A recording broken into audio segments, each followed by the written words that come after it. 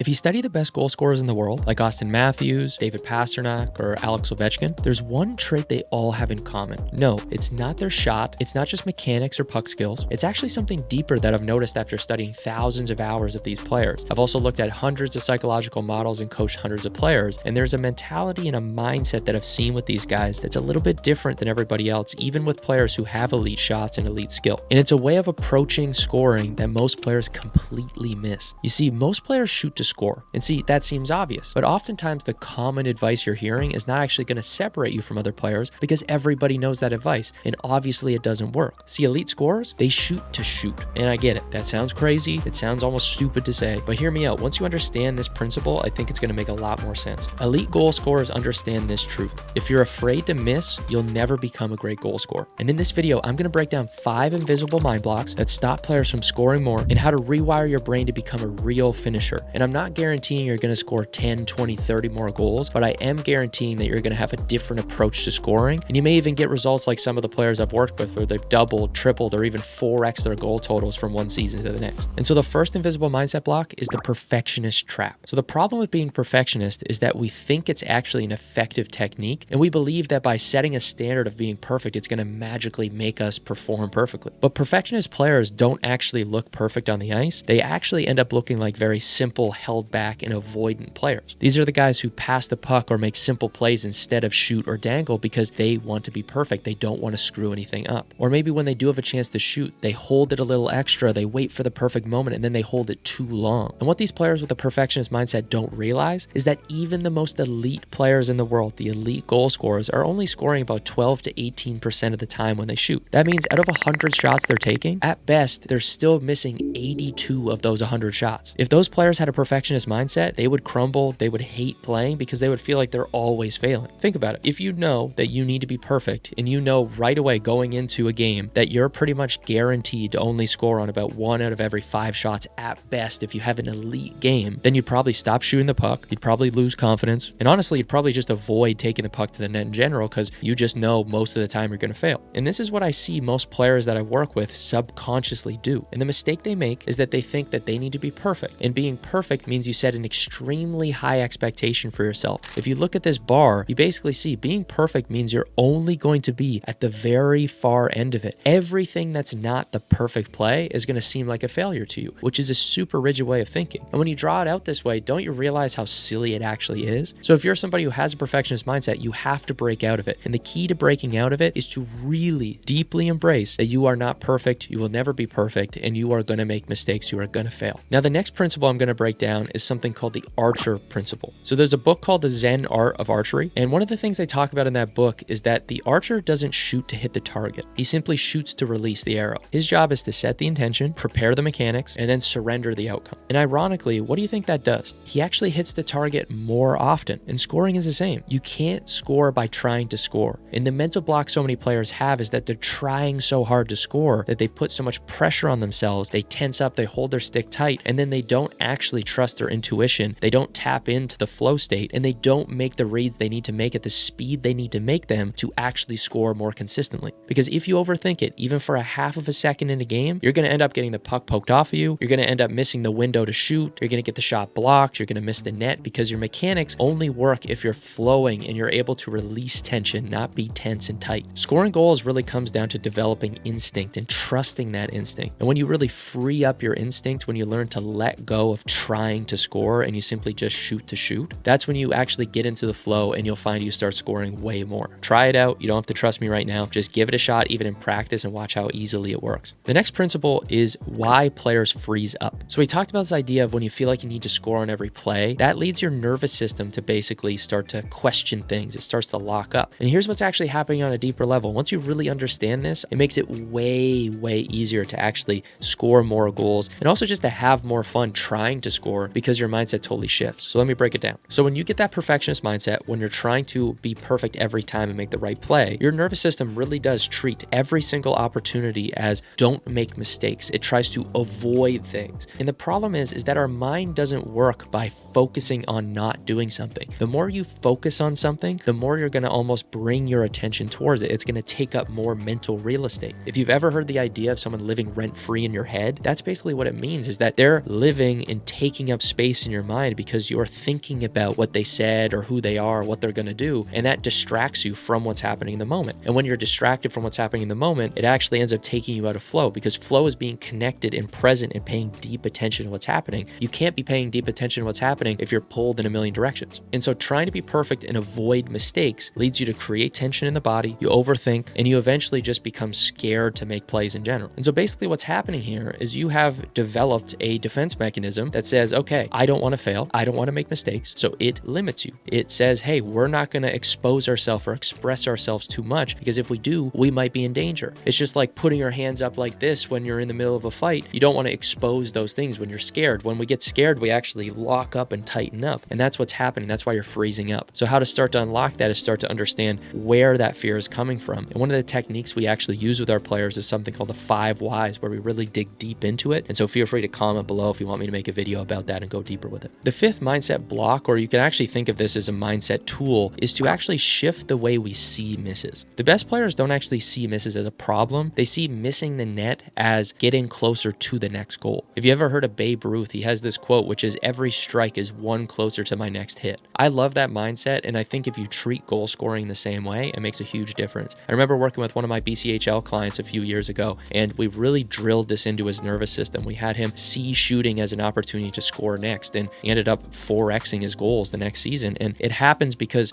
when we see mistakes as a problem, we avoid them. When we see mistakes as taking a step forward and moving towards our goal, we don't fear it, and we take more shots, we shoot from more angles, and we end up scoring more. Now, I'm not telling you want to be the guy who just rips the puck from everywhere, but keep in mind, this does make a big difference. So the key is to see every shot you take as feedback. If it goes in, awesome, it's feedback to do more of it. Okay, if you miss, what could I do to get a little closer, a little closer, a little closer to the next goal? And it becomes this feedback loop. So you basically miss, you get feedback, you adjust, and then you test again. That's the mindset you want to have with misses, and everything will shift for you. So I'm going to fake you out here. The 5th section is actually going to break down 3 ways to actually start scoring more, to adjust your mindset to have more of a goal scorer mindset, like Alex Ovechkin, like Austin Matthews, like David Pastrnak, and the best goal scorers in the world. So first core principle, shoot to shoot. Don't try to be perfect. Don't try to score every time. Focus on simply shooting the puck and having fun releasing it and just getting it off. The more you can shoot, the more you can get into that mentality of simply just letting the puck go like a slingshot. Your mindset kind of loosens up. So that's the first place to start. Next thing you can do, and this is a cool technique, is to actually visualize your misses and start to train yourself to not see them as a problem. Most people say, oh my God, don't imagine missing. You don't want to program yourself or manifest negativity in your life. But here's the thing, mistakes are going to happen. You want to rewire the way you respond to those mistakes. So when you do get into a situation, you do miss the net, you're okay with it. The goalie makes a good save. You're okay with it because you've handled it before. You don't want to go into a game having only done positive reps. You get the very first time a goalie makes a big save on you and it breaks you. The best players have been stoned before. They've had goalies make unreal saves. They've been hit before, slashed before, taken out of games. They have to be tough and resilient. You got to learn how to actually handle that. So visualize the misses, and some of the techniques we actually teach some of our guys in our programs, or a lot of the guys in our programs, are concepts like using negative visualization in something called a samurai meditation, going really deep on what's actually holding you back, what you're scared of, and it actually rewires the way that you see this and goes very deep on how to actually stop being scared. So that's a really cool technique. Again, comment below if you want to see that. And then the third thing you can do is start to track your attempts, not just your goals. So when you watch back film, watch back when you shoot the puck, where there were opportunities to shoot more, where there were opportunities where you hesitated, where there were opportunities where you didn't do what you thought you could do, and start to get excited about those as feedback too. Because if you want to score more goals, the key is to increase the frequency of the amount of shots you take, then increase the success rate. A lot of players think, oh, I'm just going to shoot from the same place over and over and over again. But the best way to score more is to increase the frequency of the amount of attempts you get at the net. Basically, every 10 shots, you're probably going to score about 1 goal if you're a relatively good shooter. So assuming you have good mechanics and you can skate well and you can shoot well, stick handle well, if you can get into positions to shoot more, increase the frequency of shots, that's going to make the biggest difference. And how you do this is you need to find what leads up to it. So you need to think about what are the kind of first, second, third, fourth order principles, or kind of like things that happen, the consequences that end up leading you to get more shots. Goal scoring comes down to, you got to get more shots. It sounds silly. It sounds almost crazy at times. Yes, you got to increase the quality of the shots, but first find ways to get more shots, then increase the quality of the shooting through different techniques. That's my recommendation. And this is where you can apply hockey IQ to it. So that's why a huge part of our programs is working on your hockey IQ, developing the principles of the best players in the world so that you can increase the frequency, and then you can take advantage of the mechanics that you've built. You don't want to ignore mechanics. You want to stack it in with an elite mental game, with elite mental software. That's the key. And so if this video hit home for you, if you feel like the mental game is something you need to go deeper with, then you can check out the free training below, or you can also check out the opportunity to meet with one of our coaches to get a free mental performance assessment. We're going to break down the keys to what's actually stopping you with your mental game. We'll give you a free breakdown of exactly what you need to do to start working on it. And if we think we can help, we'll also break down what it would look like for us to actually help you and build you out a full custom mental system. It's an awesome opportunity. It's totally free. Click the first link if you want to learn about the call. Click the second link if you want the free training. I appreciate you guys watching. I'll see you guys next week.